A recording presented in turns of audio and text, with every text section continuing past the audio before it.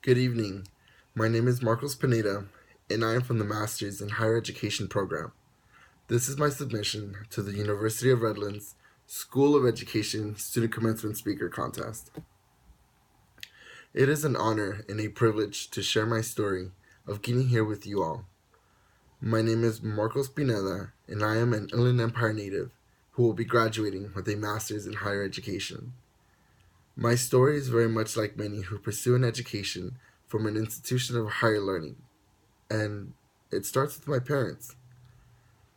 My parents are immigrants who came to the United States, leaving their families, friends, and entire lives behind them in Mexico in the hopes of obtaining the American dream. A few some years later, God gave them three amazing angels. At least, that is how my mom would tell the story. With the equivalent of a high school education, limited financial capital and resources, my parents supported my younger sisters and myself to the very best of their abilities by becoming jacks of many trades, holding multiple jobs at once, and dedicating every Sunday to church. Every day, like a broken record, my parents would tell me, Estudia, mijo, estudia, haz algo de tu vida, y no trabajes tan duro como nosotros, which is Spanish for, study, my son, and study hard. Make something of your life, and do not work as hard as we have had to. They are my role models of hard work and perseverance. And when the odds were against them, they refused to give up. While in school, I was a decent student, though I could never understand why it was so hard for me to retain the information of the material, and I struggled with homework. Countless hours of reading and more reading. I did not understand why I could not remember what I had just read. In 8th grade, I remember my avid teacher telling me that high school would be a struggle and maybe I should not consider college, even if I had made it past high school. Her statement continues to haunt me like a ghost in my memories museum. Still, I endured. After graduating from high school and later getting into college, I learned two things about myself. One, that I'm a visual learner, and I remember reflecting back in my K through 12 education thinking, had I would have known this, my entire style of studying would have been completely different.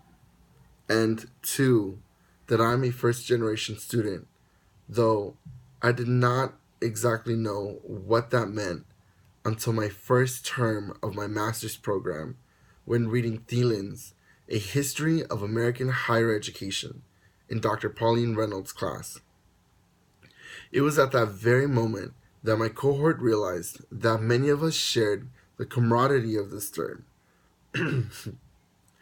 and we knew that we had taken on the burden and the privilege of servicing these students who came from similar backgrounds as ours. Not only did this unite my cohort, but we even changed our name from cohort to cohortians. But let's take some time to think about what first generation means. Harvard defines first generation college students as the first generation of your immediate family to graduate from a 4-year college. The reality about first generation students, or first gens for short, is that these students tend to come from disproportionately low income families, and they also tend to have poor academic backgrounds, putting these students at a disadvantage when competing in the realm of academia. As a first generation student myself, and someone who has a certain learning style, my entire educational journey was one obstacle after another. But I did not realize that. I just thought I was unlucky. And every single obstacle reinforced the idea that maybe college was not for me. But still, I endured.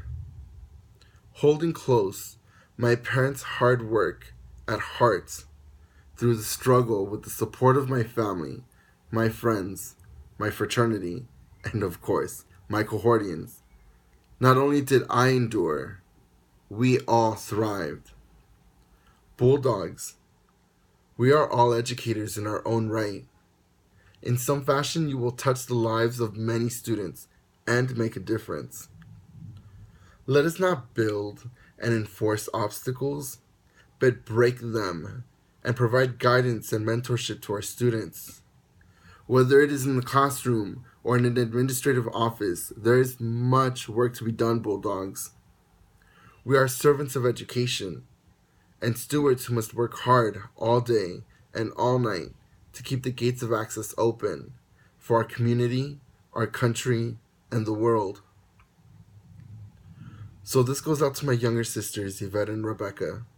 Always keep dreaming and never give up on your dreams.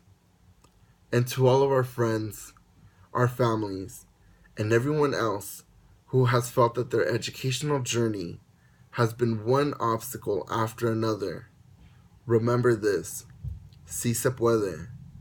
Yes, we can. We can overcome any struggle with hard work and perseverance. And we all have the right to pursue a higher education. Thank you.